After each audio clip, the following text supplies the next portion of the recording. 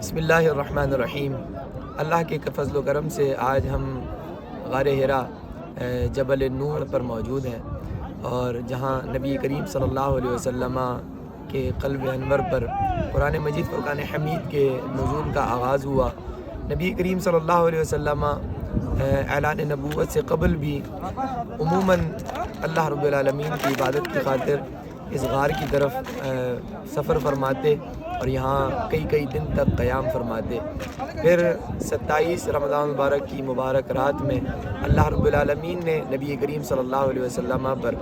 وحی نازل فرمائی۔ حضرت جبریل حاضر خدمت ہوئے، اللہ رب العالمین کا پیغام لے کر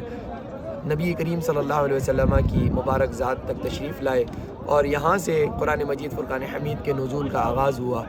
یہ وہ مقدس مقام ہے، وہ مقدس جگہ ہے جہاں اللہ رب العالمین نے اس امت کے لیے ہدایت نامے کے نزول کا آغاز فرمایا۔ یہاں اللہ رب العالمین نے ہمیں موقع دیا، ہم یہاں حاضر ہوئے اور اللہ رب العالمین کی رحمتوں کو اپنے دامن میں سمیٹنے کی کوشش ہم نے کی ہے۔ یہاں نبی کریم صلی اللہ علیہ وسلم کی ان قربانیوں کو یاد کرنے کا موقع ملتا ہے کہ آج تو ہم بڑے آرام دہ ماحول میں، بڑے آرام اور سکون کے ساتھ اس پہاڑ پر بھی چڑھ جاتے ہیں، اور بڑے آرام دہ ماحول میں یہاں کسی سواری پر پہنچ بھی جاتے ہیں۔ آج سے 1400 سال پہلے کیا ماحول ہوگا اس مکہ شہر کا، لیکن اس میں بھی نبی کریم صلی اللہ علیہ وسلم کئی ایام تک یہاں جو ہے وہ اللہ رب العالمین کی عبادت میں مشغول رہتے تھے۔ اور یہاں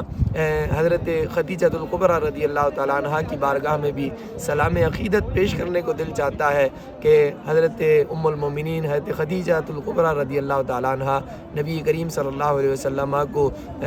کھانا پیش فرمانے کے لیے یہاں حاضر ہوا کرتی تھیں۔ آج ایک جوان آدمی پہاڑ چڑھتے ہوئے جو ہے وہ چند قدم چلنے کے بعد ایک جگہ بیٹھ جاتا ہے، ٹھہر جاتا ہے، پانی پیتا ہے، سانس لیتا ہے اور پھر چند قدم چلتا ہے۔ نبی کریم صلی اللہ علیہ وسلم کی محبت میں حضرت خدیجہ الکبریٰ رضی اللہ تعالیٰ عنہ اس پہاڑ پر چڑھا کرتی تھیں اور نبی کریم صلی اللہ علیہ وسلم کی خدمت میں کھانا پیش کیا کرتی تھیں۔ اور اللہ رب العالمین نے کیا خوب انعام حضرت خدیجہ الکبریٰ رضی اللہ تعالیٰ عنہ کو عطا فرمایا کہ ایک دفعہ حضرت خدیجہ الکبریٰ رضی اللہ تعالیٰ عنہ جب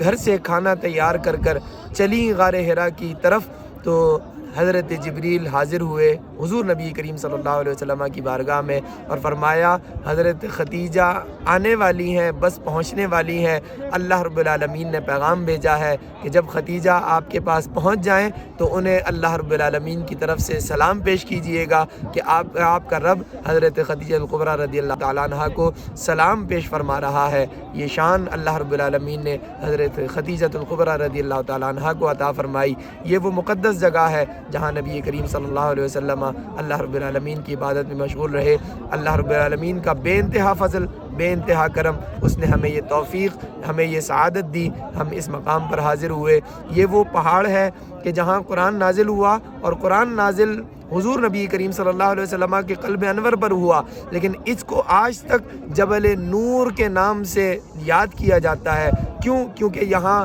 چاند کی چاندنی نہ بھی ہو اور آسمان پر کوئی روشنی نہ بھی ہو، یہاں کوئی لائٹنگ کا انتظام نہ بھی ہو، پھر بھی انسان کو اپنا راستہ بالکل صاف ستھرا نظر آتا ہے، کسی روشنی کی ضرورت نہیں ہوتی۔ آج بھی اس پہاڑ پر قرآن کی برکت سے نور برس رہا ہے، حضور کی برکت سے نور برس رہا ہے۔ یہ جبل نور ہے۔ اللہ تعالیٰ سے دعا ہے کہ اللہ تعالیٰ اس جبل نور کی حاضری کے صدقے سے ہمارے دل کو قرآن کے نور سے منور فرمائے، ہمارے ذہن کو قرآن کے نور سے منور فرمائے، اور اسی طرح دنیا میں ہمیں نورانیت والوں میں رکھے، اور قبر میں بھی اللہ تعالیٰ ہمیں قرآن کے نور سے روشنی عطا فرمائے، ہماری قبروں کو بھی اللہ تعالیٰ قرآن کے نور سے منور فرمائے۔